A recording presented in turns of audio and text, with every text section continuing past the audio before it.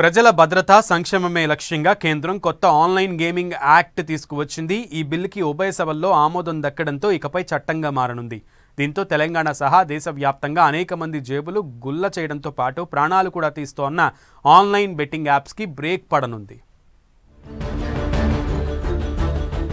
20,000 కోట్ల రూపాయలు. ఇది ఆన్లైన్ గేమింగ్ బెట్టింగ్ లో ప్రతి ఏటా నష్టపోతున్న సొమ్ము. ఆన్లైన్ బెట్టింగ్ యాప్స్ తో ఒక్క తెలంగాణలోనే 1000 మంది బలి. ఇకపై ఈ తరహా మోసాలకు చెక్.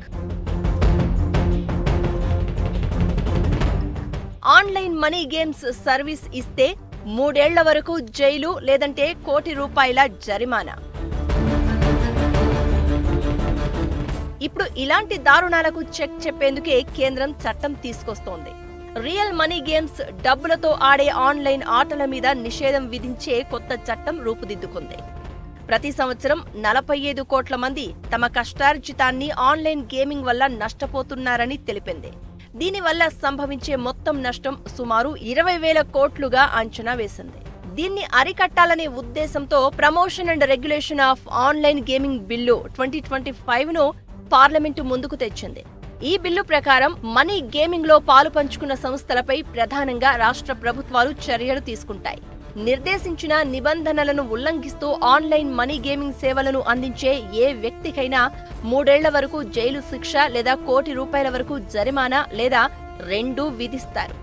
నిబంధనలకు విరుద్ధంగా ప్రకటనలు ఇచ్చే వారికి 2 ఏళ్ల వరకు జైలు శిక్ష లేదా 50 లక్షల వరకు జరిమానా లేదా రెండూ విధించే నిబంధనలు కూడా ఉన్నాయి. ప్రస్తుతం ఈ ఆన్లైన్ గేమింగ్ కానీ మరోటి కానీ ప్రత్యక్షంగా పరోక్షంగా 2 లక్షల మంది ఆధారపడ్డారని తెలుస్తోంది. కొత్త చట్టంతో పన్ను ఆదాయం తగ్గుతుంది.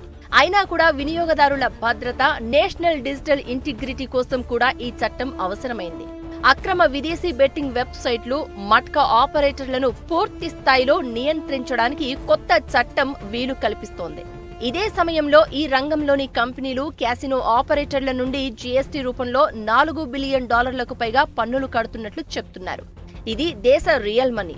ఆన్లైన్ గేమింగ్ ఇండస్ట్రీ ద్వారా అందే $3.5 బిలియన్ ఆదాయం కంటే చాలా ఎక్కువ.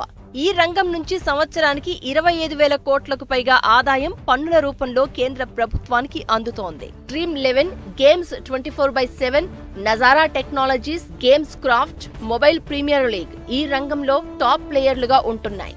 తాజా నిషేధం వల్ల తాము తీవ్రంగా నష్టపోతామంటూ స్కిల్ గేమింగ్ ఇండస్ట్రీకి చెందిన ఆల్ ఇండియా గేమింగ్ ఫెడరేషన్, ఈ gaming federation, federation of Indian fantasy sports ఆందోళన వ్యక్తం చేస్తున్నాయి.